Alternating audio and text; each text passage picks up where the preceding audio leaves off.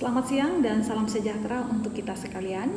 Perkenalkan, nama saya Diana Andayanijo. Saya berasal dari Universitas Kristen Wirawacana Sumba di Fakultas Sains dan Teknologi di program studi Agribisnis. Saya merupakan salah satu dosen pengampu mata kuliah umum di universitas. Izinkanlah saya pada saat ini untuk mendeskripsikan salah satu mata kuliah yang saya ampu, yaitu mata kuliah agama Kristen sebagai bukti kinerja saya pada PDD UKTPT dalam bidang pengajaran. Pendekatan yang saya gunakan dalam mata kuliah ini adalah pendekatan DIA, yaitu Delivery, Interaction, and Assessment. Delivery merupakan apa yang saya bawakan dalam mata kuliah, atau ini berisi materi apa saja yang saya sajikan selama perkuliahan berlangsung. Kemudian ada interaction atau interaksi, yaitu bagaimana saya berinteraksi atau menjalin interaksi dengan mahasiswa sebagai peserta didik selama perkuliahan. Kemudian ada assessment, yaitu pengukuran kinerja atas pembelajaran peserta didik atau mahasiswa selama perkuliahan berlangsung. Mata kuliah agama ini merupakan mata kuliah wajib dalam kurikulum. Ya, ini tujuannya itu merupakan pendidikan untuk membentuk mahasiswa menjadi manusia yang beriman dan bertakwa kepada Tuhan Yang Maha Esa, berakhlak mulia dan menghargai perbedaan. Terkait mata kuliah agama Kristen, mata kuliah ini disajikan biasanya pada semester ganjil, yaitu yang terdiri dari 2 SKS. Mata kuliah agama Kristen ini bagaimana mahasiswa belajar tentang konsep Tuhan sebagai pencipta, pemelihara, penyelamat, dan pembaharu ciptaannya. Dalam mata kuliah ini juga mahasiswa belajar mengenai ajaran Kristen tentang manusia sebagai makhluk religius, makhluk sosial, makhluk rasional, sebagai makhluk etis, dan juga makhluk berdosa. Kemudian kalau mata kuliah ini juga belajar tentang etika atau moralitas dan karakter Kristiani.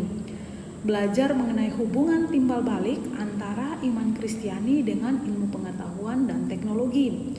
Kemudian juga kami belajar tentang bagaimana hubungan iman Kristiani dengan kerukunan hidup umat beragama.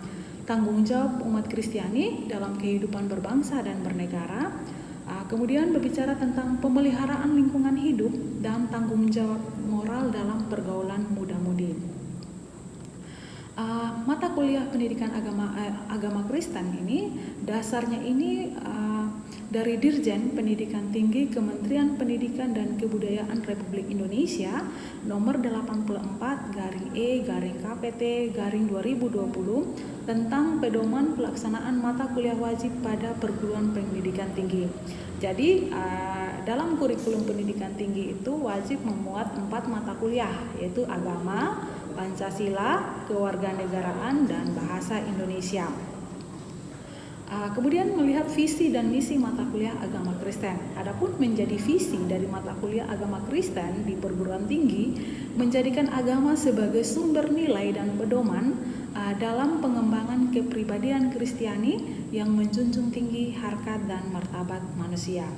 Kemudian misi mata kuliah agama Kristen di perguruan tinggi ini memampukan mahasiswa untuk mewujudkan nilai-nilai Kristiani dalam arti bagaimana mahasiswa itu mampu memperjuangkan kasih, keadilan, kebenaran dalam keluarga, masyarakat, dan dalam seluruh aspek kehidupan. Adapun yang menjadi kemampuan akhir dari tiap tahapan belajar mata kuliah agama Kristen, yang pertama itu mahasiswa mampu memahami kedudukan dan signifikansi mata kuliah agama Kristen di perguruan tinggi. Yang kedua, mahasiswa mampu memahami ajaran Kristen tentang Tuhan sebagai pencipta, sebagai pemelihara, sebagai penyelamat, dan pembaharu ciptaannya.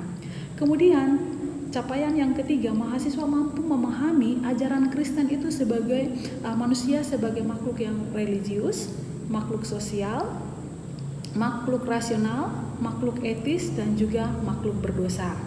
Kemudian mampu memahami etika atau moralitas dari karakter Kristiani. Kemudian mahasiswa mampu memahami masalah-masalah sosial yang ada di dalam masyarakat. Contohnya masalah kekerasan terhadap perempuan dan anak, berbicara tentang kesetaraan gender atau bentuk-bentuk ketidakadilan gender. Kemudian mahasiswa mampu memahami hubungan timbal balik antara iman Kristiani dan ilmu pengetahuan dan teknologi. Kemudian mahasiswa mampu memahami iman Kristiani dan hubungannya dengan kerukunan hidup antar umat beragama. Mahasiswa mampu memahami tanggung jawab Kristiani dalam kehidupan berbangsa dan bernegara. Kemudian mahasiswa juga mampu memahami tanggung jawab Kristiani dalam pemeliharaan lingkungan hidup. Kemudian mahasiswa mampu memahami tanggung jawab dalam pergaulan muda-mudi. Nah, itu merupakan kemampuan akhir yang akan dicapai dalam pembelajaran mata kuliah agama Kristen.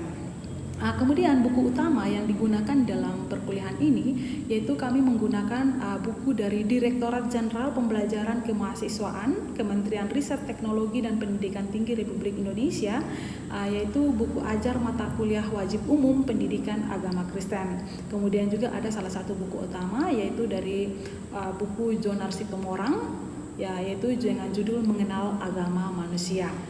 Kemudian metode pembelajaran yang saya lakukan dalam perkuliahan ini, saya menggunakan metode student center learning, di mana student center learning ini memfokuskan kepada mahasiswa, jadi melihat bagaimana interaksi atau keaktifan mahasiswa itu di dalam kelas. Kemudian dalam perkuliahan ini ada pun juga platform yang saya gunakan. Jadi karena memang perkuliahannya masih dilaksanakan secara daring, jadi ada beberapa platform yang saya pergunakan. Yang pertama itu adalah Google Meet. Google Meet yang kami gunakan adalah selama perkuliahan tatap maya.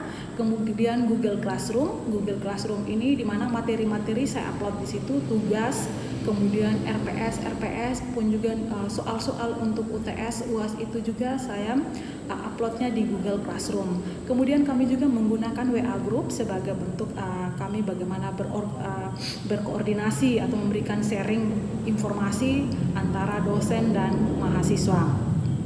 Kemudian terkait mata kuliah agama Kristen, adapun bobot penilaian yang saya gunakan di sini adalah untuk UTS dan UAS itu saya bobot penilaiannya saya berikan 50%, yaitu 25% untuk UTS dan 25% untuk UAS.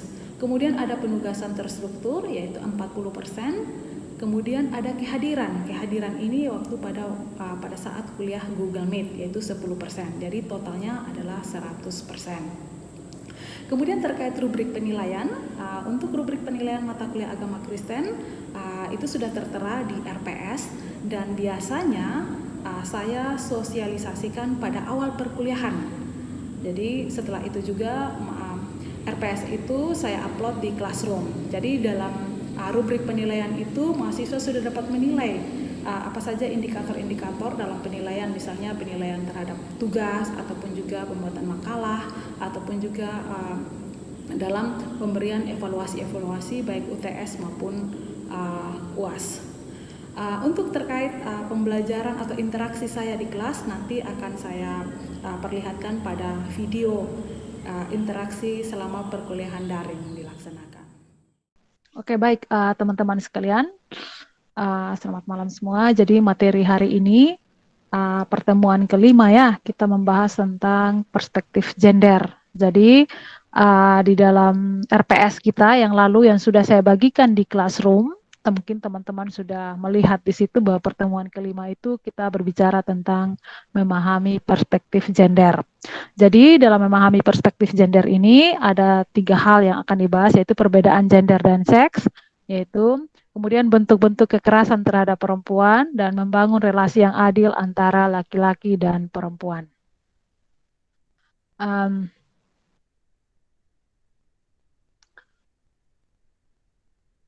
Oke, baik teman-teman, di sini di bagian sub CPMK 5. Jadi di sub CPMK 5 di sini ada mampu memahami masalah sosial dalam masyarakat, khususnya kekerasan terhadap perempuan dan anak dan kesetaraan gender. Jadi ini merupakan materi ini saya rasa penting untuk kita bahas karena di dalam sub capaian pembelajaran mata kuliah kita yang kelima juga ini bagaimana dalam mata kuliah agama Kristen kita juga perlu membahas masalah-masalah sosial yang ada di dalam masyarakat khususnya terkait masalah kekerasan terhadap perempuan dan anak dan juga kesetaraan gender. Nah, ini gender. Jadi teman-teman, kalau sudah dengar kata gender, saya rasa ini sudah tidak asing lagi. Tapi orang sering menyalahartikan gender itu kadang menyamakan artinya itu dengan seks atau jenis kelamin. Ya, memang teman-teman, di sini gender ini sebenarnya itu dia tidak sama artinya itu dengan seks atau jenis kelamin. Dia adalah merupakan dua hal yang berbeda. Jadi, gender itu tidak sama dengan seks atau jenis kelamin. Apakah gender ini sama dengan seks? Tadi sudah saya jelaskan bahwa tidak sama. Jadi gender itu sering diidentikan dengan jenis kelamin atau seks. Padahal gender ini sebenarnya berbeda dengan jenis kelamin. Gender itu berbeda dengan seks, meskipun secara etimologis atau asal suku katanya sama dengan seks, yaitu artinya jenis kelamin. Nah, ini kalau istilah gender pertama kali diperkenalkan oleh Robert Stoller tahun 68. Jadi dia melihat bagaimana memisahkan pencirian. Jadi dia memisahkan pencirian manusia yang didasarkan pada pendefinisian yang bersifat sosial budaya dengan ciri-ciri fisik biologis.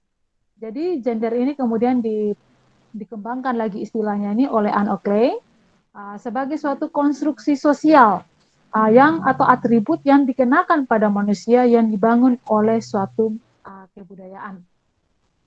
Ya, jadi di sini teman-teman, sini perbedaan jenis kelamin dengan gender. Nah, kalau jenis kelamin atau seks itu merupakan perbedaan biologis organ biologis laki-laki dan perempuan khususnya pada bagian reproduksi. Itu kalau kita sebut dengan jenis kelamin atau seks. Jadi seks itu jadi perbedaan organ biologis. Ya, organ biologis laki-laki dan perempuan khususnya pada bagian reproduksi. Nah, kalau jenis kelamin atau seks ini dia merupakan ciptaan Tuhan. Kemudian dia bersifat kodrat, tidak dapat berubah, kemudian dia tidak dapat ditukar dan berlaku sepanjang zaman. Jadi ya kalau kita berbicara tentang seks atau jenis kelamin, ya itu merupakan ciptaan Tuhan. Kemudian dia itu bersifat kodrat, ya itu memang karena sifat ciptaan Tuhan, jadi dia itu sifatnya kodrat. Dia tidak dapat berubah, kemudian tidak dapat ditukar. Ya, tidak mungkin jenis kelamin ini dapat ditukar, tiba-tiba mau tukar dengan ini. Karena memang sifatnya kodrat. Kodrat itu berarti ciptaan Tuhan. Nah, di sini teman-teman berbeda dengan gender. Nah, kalau gender ini, kalau seks itu perbedaan biologis pada organ reproduksi, kalau gender ini merupakan perbedaan peran, fungsi, dan tanggung jawab laki-laki dan perempuan hasil konstruksi sosial atau hasil dari bentukan budaya. Jadi dari budaya ini membentuk peran laki-laki itu seperti ini, fungsi laki-laki perempuan itu seperti ini, tanggung jawab seorang laki-laki itu harus seperti ini, harus seperti itu. Jadi gender itu merupakan hasil ciptaan atau buatan manusia karena dia hasil konstruksi dari konstruksi sosial atau budaya.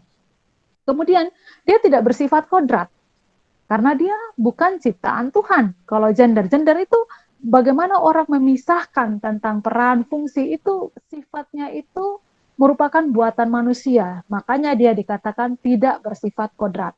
Kemudian dia dapat berubah. Peran itu dapat berubah. Laki-laki, misalnya perannya, kalau kita bilang bahwa perempuan itu yang harus misalnya memasak. Kita bilang identikan bahwa kegiatan dalam domestik misalnya berhubungan dengan memasak itu harus merupakan kegiatan atau tugas perempuan.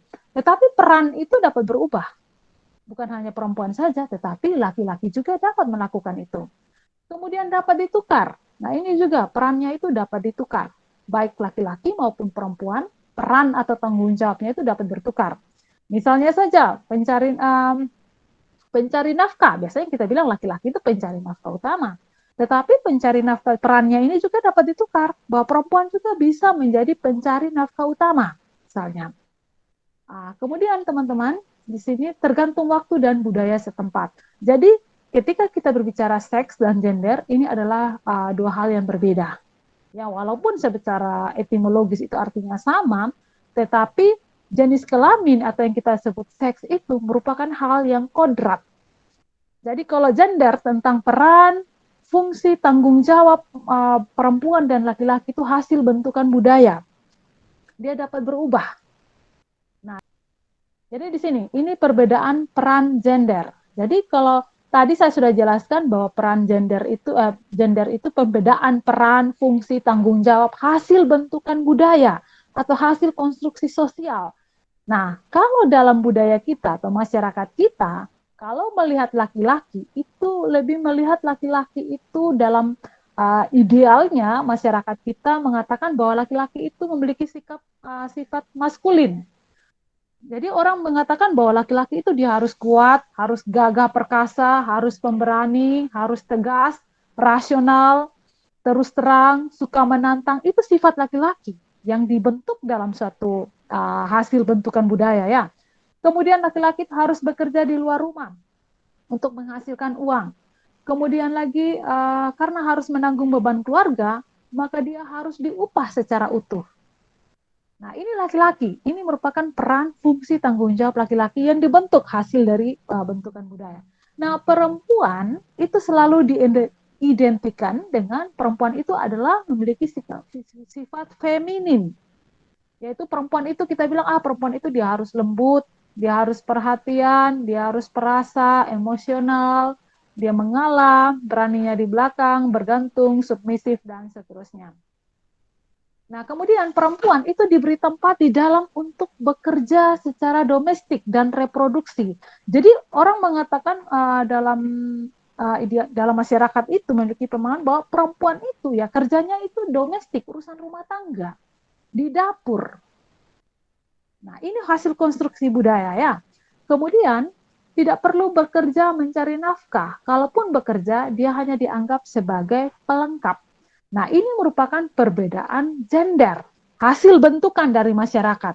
Nah, sekarang teman-teman, kenapa sih selalu ada muncul ketidakadilan gender? Itu kenapa? Karena masyarakat itu sering mensalahartikan ini sebagai kodrat. Nah, sebenarnya teman-teman, apakah gender itu bermasalah? Sebenarnya teman-teman, gender tidak menjadi masalah, tidak akan menjadi masalah itu perbedaan tadi yang saya jelaskan itu apabila dilakukan secara adil. Karena kalau adil pasti akan menguntungkan kedua belah pihak. Nah, gender di sini teman-teman menjadi masalah apabila terjadi ketidakadilan. Nah, apa itu bentuk-bentuk ketidakadilan? Misalnya salah satu jenis kelamin dirugikan atau salah satu jenis kelamin dibedakan derajatnya, dilihat dia ini tidak bisa, laki-laki atau perempuan ini dia tidak bisa, atau salah satu jenis kelamin dianggap tidak mampu, dia tidak mampu menjadi pemimpin karena dia seorang perempuan misalnya, atau salah satu jenis kelamin diperlakukan lebih rendah, salah satu jenis kelamin mengalami ketidakadilan gender yang disebabkan oleh penilaian-penilaian yang berat sebelah karena faktor jenis kelaminnya. Jadi ini sebenarnya teman-teman, sebenarnya gender itu tidak akan menjadi masalah kalau dilaksanakan secara adil, dilakukan secara adil. Tidak ada yang dirugikan. Tetapi akan menjadi masalah, akan muncul ketimpangan, akan muncul ketidakadilan apabila ada salah satu jenis kelamin itu yang dirugikan. Apabila ada salah satu jenis kelamin itu yang diperlakukan lebih rendah, dianggap tidak mampu, dibedakan derajatnya, direndahkan, gitu. Dia mengalami ketidakadilan. Nah, nanti saya akan jelaskan bentuk-bentuk ketidakadilan itu yang terjadi dari contohnya. Ada yang mengatakan ada istilah perempuan itu dia hanya urus sumur, dapur, kasur, macak, masak, manak. Perempuan itu hanya kerjanya sumur, kalau bukan sumur, dapur, kalau bukan dapur ya kasur. Itu stereotip, bentuk pelabelan negatif.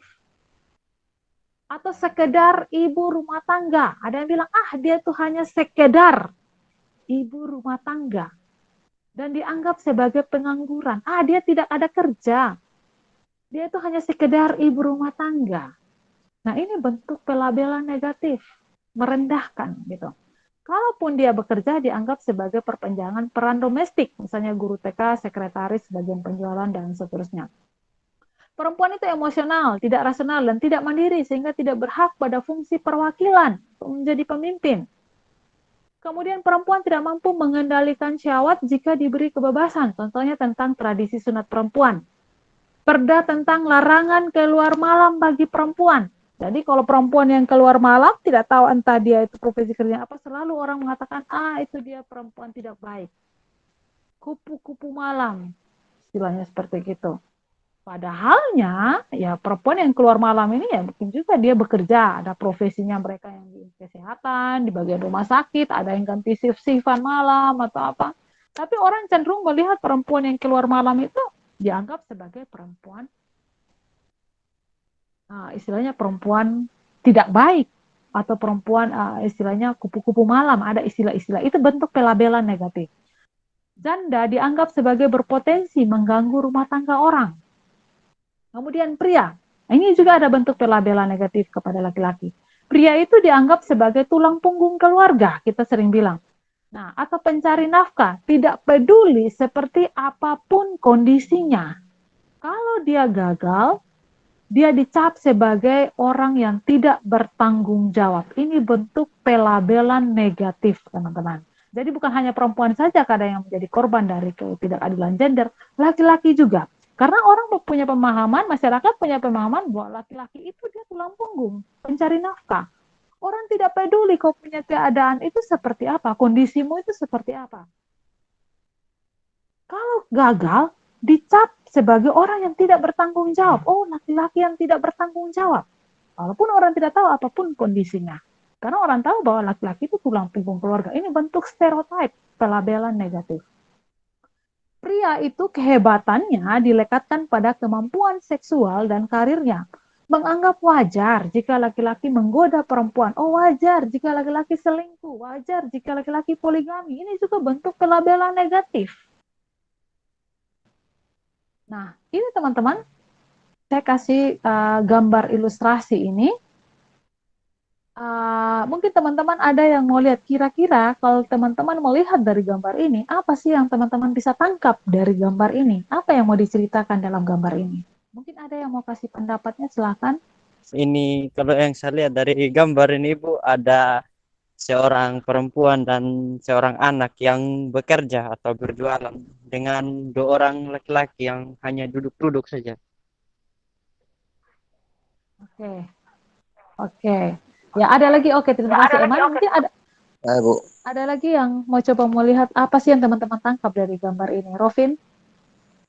Kalau dari saya Bu, ada seorang ibu dan seorang anak.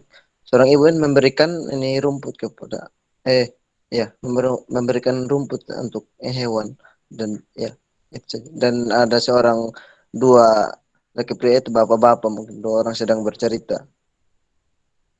Oke, terima kasih untuk tanggapannya. Oke, baik teman-teman. Kalau teman-teman lihat dari gambar ini adalah bentuk ilustrasi. Ilustrasi ini artinya yang gambaran kehidupan dalam budaya kita.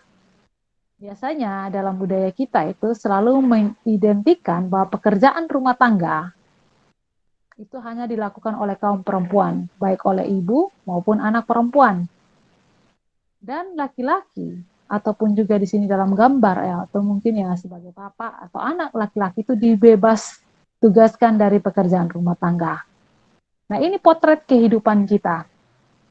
Ya, walaupun mungkin sudah ada banyak keluarga yang sudah menerapkan bahwa pekerjaan rumah tangga itu dilakukan bersama-sama, tapi masih ada yang mengatakan punya pemahaman atau pola bahwa pekerjaan urusan rumah tangga domestik itu hanya dilakukan oleh kaum perempuan, baik oleh ibu maupun anak perempuan. Intinya dari mencuci, memasak, pekerjaan rumah tangga semuanya, oh itu pekerjaan perempuan. Oh itu sudah kodrat perempuan, namanya juga kodrat. Nah itu kita sering salah artikan itu. Ya laki-laki ya kita bebas tugas. Atau mungkin ada yang membiasakan ya ngapain itu kan pekerjaan perempuan misalnya, mengepel misalnya, mencuci pakaian itu kan pekerjaan perempuan misalnya. Ada laki-laki merasa gengsi untuk melakukan itu.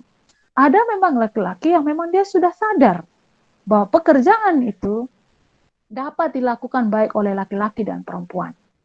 Masalah memasak, membersihkan, itu merupakan bukan ini harus gender ini yang harus lakukan, bukan itu. Itu memang istilahnya memang dalam diri kita itu sudah kemampuan yang sama yang memang sudah harus ada bagi kita gitu, baik kita laki-laki maupun perempuan.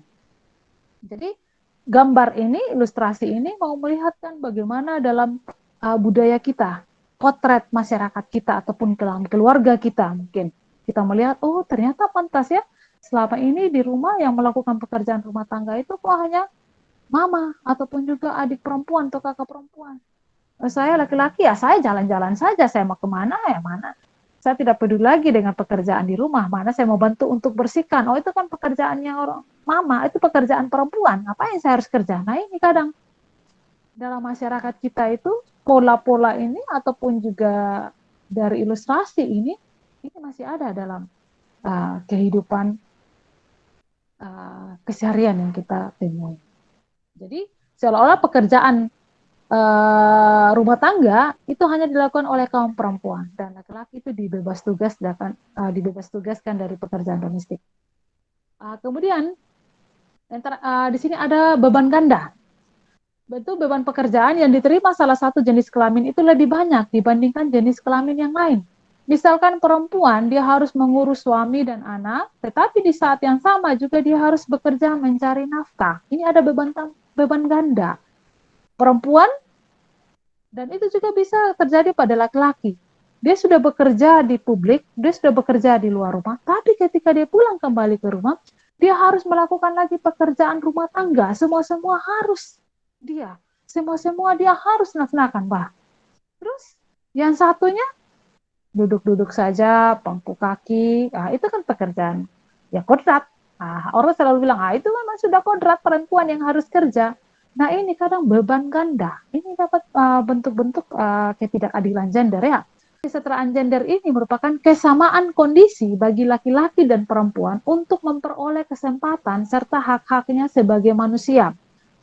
Sehingga terwujudnya kesetaraan dan keadilan gender ditandai dengan tidak adanya diskriminasi. Kalau sudah terwujud itu berarti tidak ada lagi itu diskriminasi antara perempuan dan laki-laki. Dengan demikian, laki-laki dan perempuan memiliki akses yang sama, kesempatan yang untuk bersama-sama berpartisipasi dan kontrol atas pembangunan serta memperoleh manfaat yang setara dan adil dari perkuliahan kita ini sudah selesai ya teman-teman. Oke, di akhir perkuliahan ini teman-teman ada tugas yang akan saya kasih. Silakan nanti teman-teman lihat di Classroom. Saya sudah upload di Classroom-nya peternakan.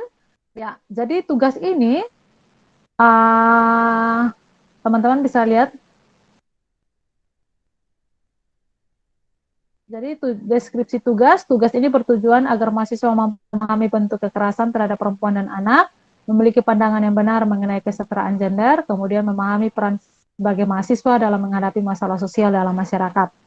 Metode pengerjaan tugasnya ini, silakan teman-teman membuat refleksi mandiri terkait persoalan ketidakadilan gender berdasarkan pengalaman, baik dari lingkungan keluarga, masyarakat, ataupun lingkungan sekitar. Jadi teman-teman silakan membuat refleksi mandiri masing-masing orang ya.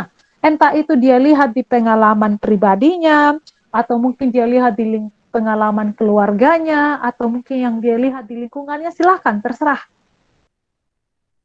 Kemudian teman-teman memberikan pandangan pribadi terkait permasalahan ketidakadilan gender maupun kekerasan terhadap perempuan yang teman-teman lihat itu. Misalnya teman-teman lihat, menceritakan, dalam kondisi misalnya di keluarga saya, atau yang saya lihat di lingkungan saya ada terjadi seperti begini. Teman-teman silakan refleksi buat bercerita gitu ya. Kemudian bagaimana teman-teman mengambil peran sebagai mahasiswa dalam menghadapi permasalahan sosial tersebut. Apa yang akan saya lakukan ketika saya lihat hal tersebut? Bagaimana cara saya? Ketika saya menanggapi hal-hal seperti apa yang harus saya lakukan gitu. Jadi membuat refleksi mandiri terkait persoalan ketidakadilan gender berdasarkan pengalaman. Baik itu pengalaman dari lingkungan pribadi ataupun juga dari keluarga, masyarakat, pokoknya sekitarnya yang teman-teman lihat ya. Kemudian silakan teman-teman berikan pandangan terkait permasalahan ketidakadilan itu, ataupun juga teman-teman lihat, oh ini bentuk kekerasan. Tadi sudah saya jelaskan bentuk-bentuk kekerasan seksual, kekerasan verbal maupun non-verbal.